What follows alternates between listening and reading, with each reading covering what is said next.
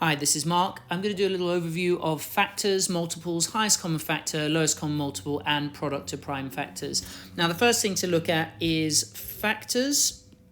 So, here we go.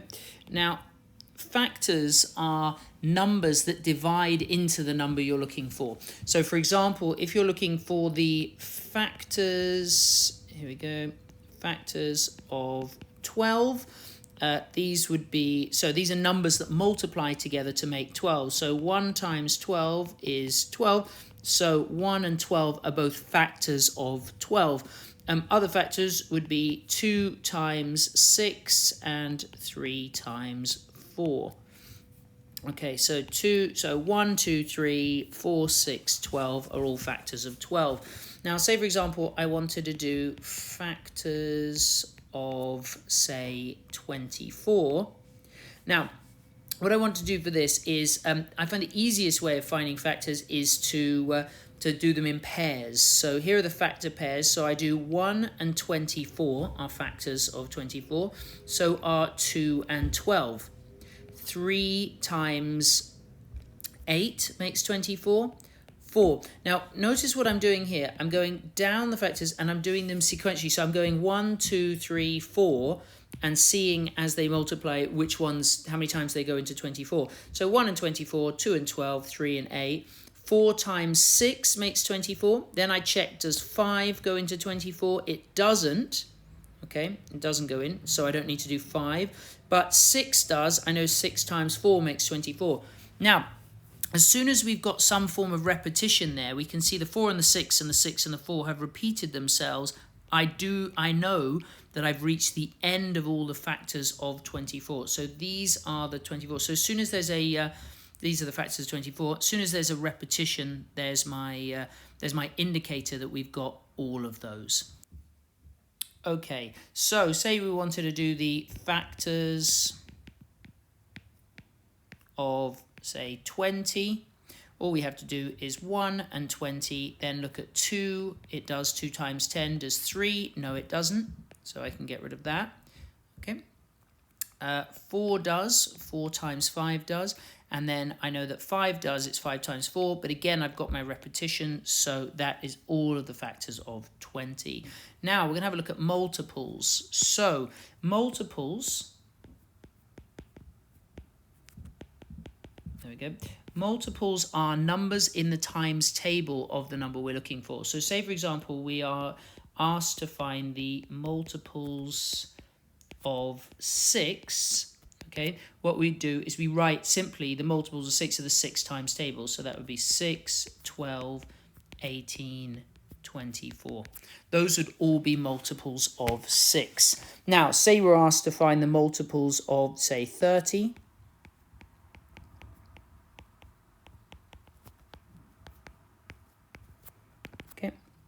They would be 30, 60, 90, 120, and so on.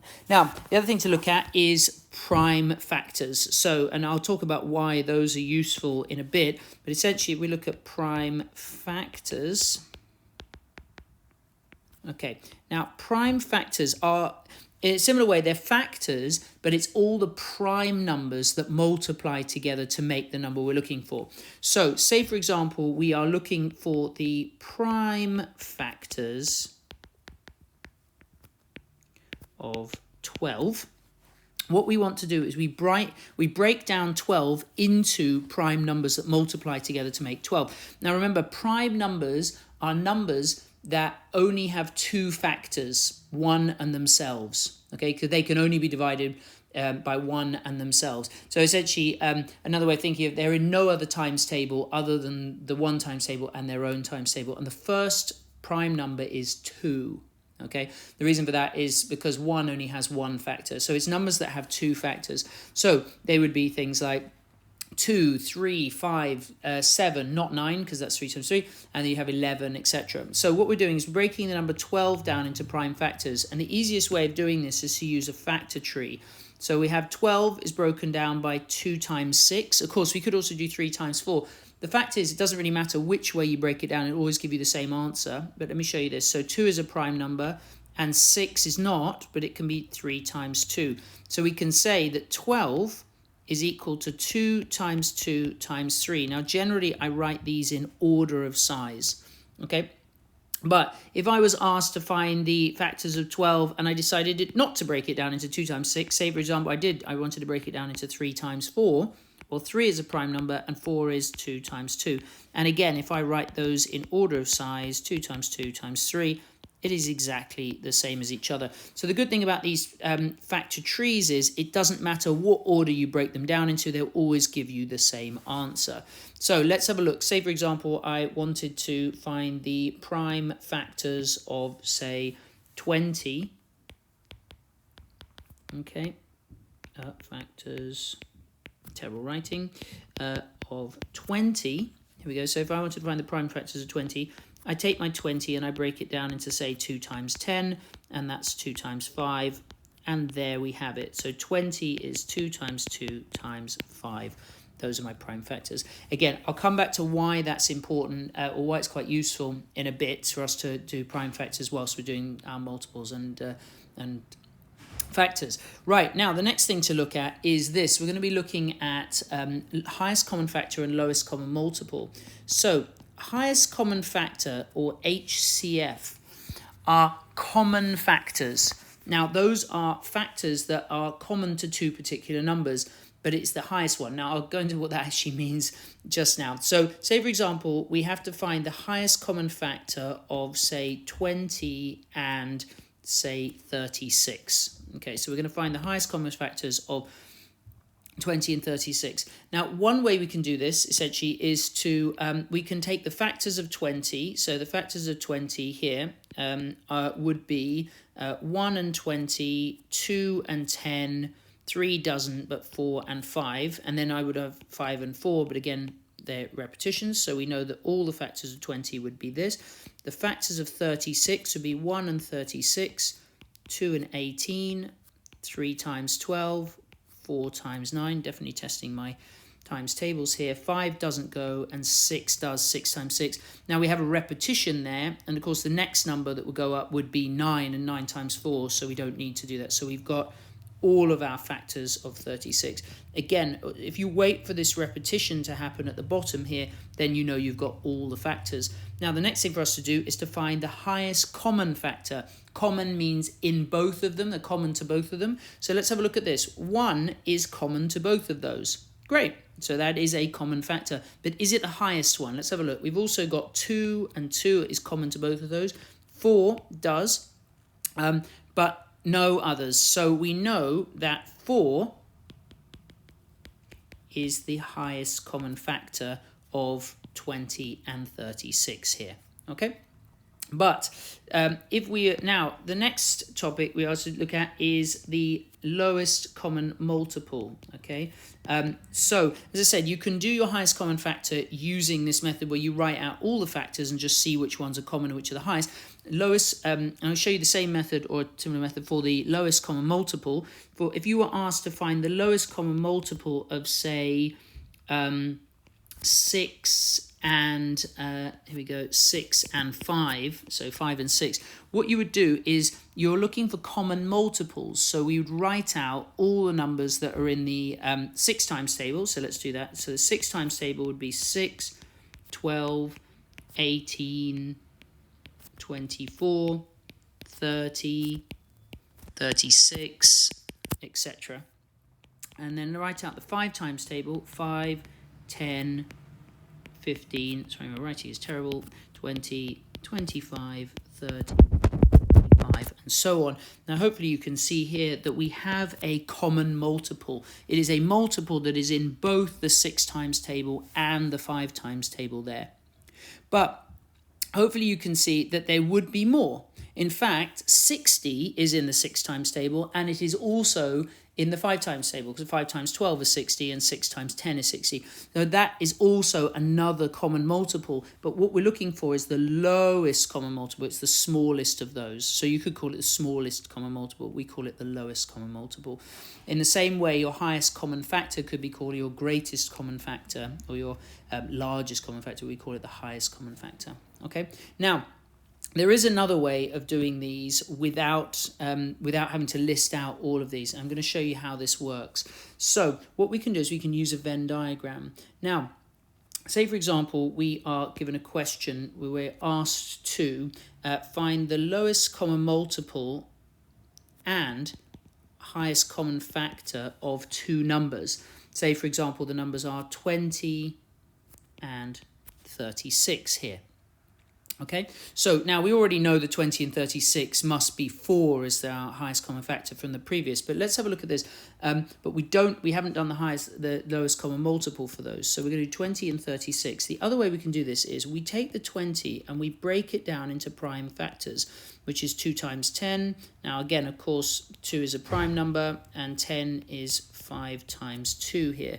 So you know that 20 is the same as 2 times 2 times 5, and 36 is the same as 6 times 6, which is 3 times 2 and 3 times 2 there. So we know that 36 is 2 times 2 times 3 times 3 if we write them in order of size. Now what we can actually do is use a Venn diagram to find out both of these highest common factor and lowest common multiple. So here is 20 here and here is 36. Now what we do is we see, are there any that are common to both of those? Well, I can see that there is a 2 and a 2 there. Okay, so I can cross them off and pop them into the center. There is also another 2 and 2 here, so I can pop those into the center. Now, any other commonalities? No. 20 has a 5 in it as well, and 36 has a 3 and a 3.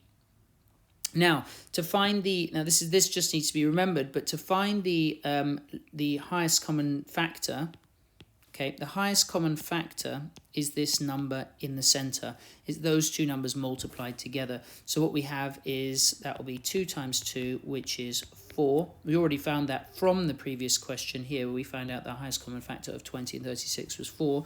So that's fine. But how do we find the lowest common multiple? Well, actually what we do is we multiply all of these numbers around the outside here. Okay, so all of those will give us our lowest common multiple here. Okay, so what is that? Well, it is 5 times 2 times 2 times 3 times 3. Now, sometimes if you want to do this fairly quickly, instead of actually just multiplying all of those together, what you can do is you can say, well, have a look at this. You see this circle here, okay, would multiply to get to 36. We know that because that's 2 times 2 times 3 times 3. It makes 36. So, a fast way of doing that is to say, well, I'll just multiply this entire circle by this 5 here. Then that way it's just a quick way of saving time and doing your multiplications. Okay, so all we have to then do is 36 times 5, which again, if you're you could do 36 times 10 and then halve it, or just do 36 times 5 is, there we go, 36 times 5 is 180. So we know that our lowest common multiple is, in this case, 180. Right. Let's do another one. So just a quick reminder that the highest common factor is those ones multiplied together, and everything around the outside is your lowest common multiple. So your highest common factor is the stuff in the middle. Your lowest common factor is everything, lowest common multiple is everything around the outside. So let's have a look at this. So say, for example, we're asked to find the highest common factor and lowest common multiple of, say, the numbers 30 and 48. Okay, so what we would do here is quite simply, we break 30 down into prime factors, so that'd be 3 times 10, which is 5 times 2. Here we go. And we break 48 into product of prime factors. Now I know that is 2 times 24, and 24 is the same as 2 times 12, and 12 is the same as, say, 3 times 4, 4 is 2 times 2. Remember, it doesn't matter which order you do them in, you'll always get the same answer here. So if we're doing the lowest common multiple and highest common factor of 30 and 48, all we then have to do is draw our Venn diagram here. Here's our 30 and here is our 48. Terribly done with my 48 there, I must say. So let's get rid of that. There we go. 48. So, right, now what we're going to do is look for similarities. Well, I can see a 2 and a 2 here.